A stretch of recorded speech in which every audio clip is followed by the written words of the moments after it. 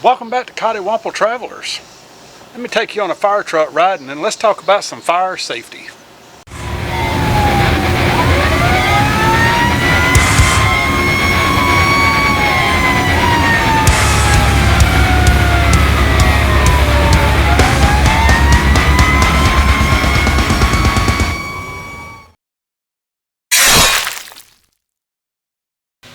One of the things that's near and dear to us is fire safety. Being that I retired after 32 years as a firefighter, that comes special to my heart, making sure that everybody's safe out there.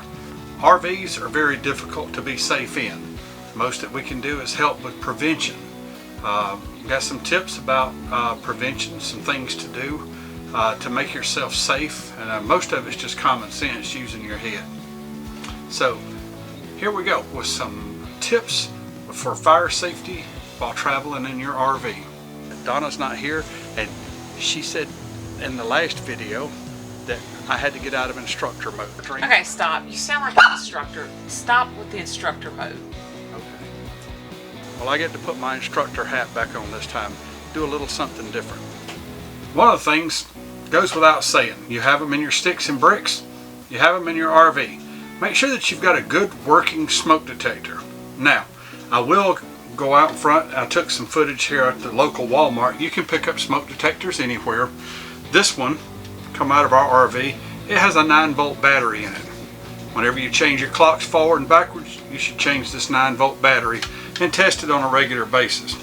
Don will probably shoot me, but ours works regularly because I know when dinner's ready because the smoke detector will go off. So, one of the things that you do want to do is to make sure and look on the back of any of your smoke detectors and or fire extinguishers, or really for anything that you buy, and ensure that it's UL tested. And UL tested means that it's basically went through a set of standards and it's met a standard that's safe for use in your RV. Now, smoke detector wise, the ones like this have a 9-volt battery. There's a new one out now that has a 10-year lithium battery in it. Those are good as well. Difference in them is at the end of 10 years, you take it down, throw it away, and get you another one. You still push the button on it and make sure that it works. Another tip, especially in RVs, always make sure that your extension cords, things like that, are in good working order. Never have them coiled up underneath the carpet. They create their own heat. And also make sure that they're in good working order. Like this one, this is a no-go. We wouldn't use this one to power our RV. Another thing, make sure when you leave your RV to turn off all your space heaters and things of that nature. Another tip, many of us that live in our RVs full time, we have space heaters. These things aren't the most efficient things in the world, so it's commonplace to have a space heater in there. If you have a space heater, make sure that you get one that if it gets knocked over or tilted over, that it will automatically shut itself off. Also, make sure to plug it into a dedicated outlet so that you don't overload the outlet. A lot of those space heaters tend to pull a lot of energy, and your extension cords and things like that aren't really built to handle that. While we're on the subject of space heaters, make sure that when you're using your space heater that nothing is near to it that it could overheat and catch on fire, like towels, clothes, paper products, things of that nature. Be very cautious of that. Another thing that we upgraded in our RV, and one of our upgrades, is this is the fire extinguisher that comes with your RV. Sits right inside the back door. I'll show you a clip of where ours was at. This, to me, just isn't enough on there, so I wanted a little bit bigger. So we bought two a little bit bigger that are ABC extinguishers, and this is what you need. You need an A, B, and a C extinguisher. Wanted to take a real quick second and remind everybody what an ABC fire extinguisher is. A is for paper, wood, and cloth, B is for gasoline, oil, and C is for electrical fires. And we have one by the back door, and we have one in the bedroom also. And that's because our washer and dryer is up there. And also, if we wake up in the middle of the night to smoke, or in the smoke detector going off, I have a smoke detector that's close by the bed that might help us get out in the event of an emergency. We also carry a much larger fire extinguisher in the back seat of the truck case we have problems with the truck or the RV while we're traveling down the road. And this is an ABC also. The ABC extinguishers, you need to make sure that the gauge on them, I'll give you a look there, is in the green. If you're still carrying this one, it has a little green button on the top of it, and you push that button, and if it pops back up, it means that it's good. There again, make sure that it's got the UL listing on these to make sure that it's a quality fire extinguisher that you can depend on. These need to also be changed out periodically. They don't last forever. When you're cooking in your RV, always make sure to, one, never leave your stove top unattended, especially when there's kids around. The other is to always make sure and turn your handles to the inside. And the third thing, keep a lid close by in case there is a grease fire. You can simply put the lid on top and smother the fire out. Never, if you do have a grease fire, take the pot and pan and try to run out the door. That will cause the fire to spread across your camper and increase the risk of it burning up. So put a lid on it, keep your fire extinguisher close. While we're talking about kitchen safety, most of our RVs have a propane fired stovetop. There are some that are electric, but make sure that any paper products, paper plates, paper towels, dish towels, things of that nature are well clear of the stove and don't stand any risk of getting caught in the flame and starting a fire outside of a grease fire on your stove. Another thing on your fire extinguishers, especially in your kitchen area, we took this one down, and the worst place that you can put it is under the cabinet right next to the stove. Because in the event of a fire on your stove, which is probably the most likely place that you'll have a fire in your RV, is a cooking fire or a heating fire. And if you have a cooking fire and this is right up underneath the stove or in the cabinet that's right next to the stove, you're not going to be able to get to it because there's a fire there. So you don't need to leave it right up next to your stove. It needs to be close by, but not directly beside the stove or the oven. One of the things for those of us that have washers and dryers in our campers, you need to be really careful about making sure that the lint trap is cleaned out. That includes cleaning the screen off, but also about once every quarter or so, you need to take a vacuum cleaner with a small hose on it, and down here where the lint trap goes in, you might be surprised what you'll get out of that. That'll help eliminate any fires inside your dryer.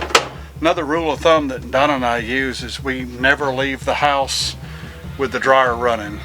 It's just kind of a rule of thumb for us. We always make sure that the clothes are done.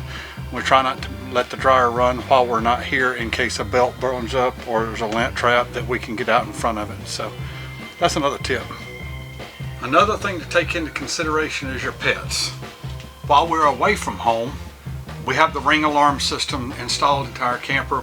That way we can monitor his environment. But one of the things that we do have as well is it notifies us if any of the detectors, whether it's the carbon monoxide detector or the smoke detector, goes off.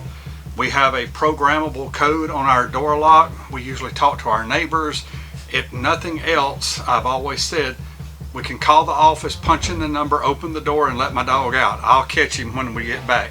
He's not going to run off and go too far. Right, Jack? I have a challenge for all of you. Most all of our campers have emergency exits in it. Standing around looking at this one right here, there's 1, 2, 3, 4, 5 emergency exits, not including the main door, right off the top of my head on this particular RV. Now, the challenge is, how many of you have actually went and operated with your eyes closed?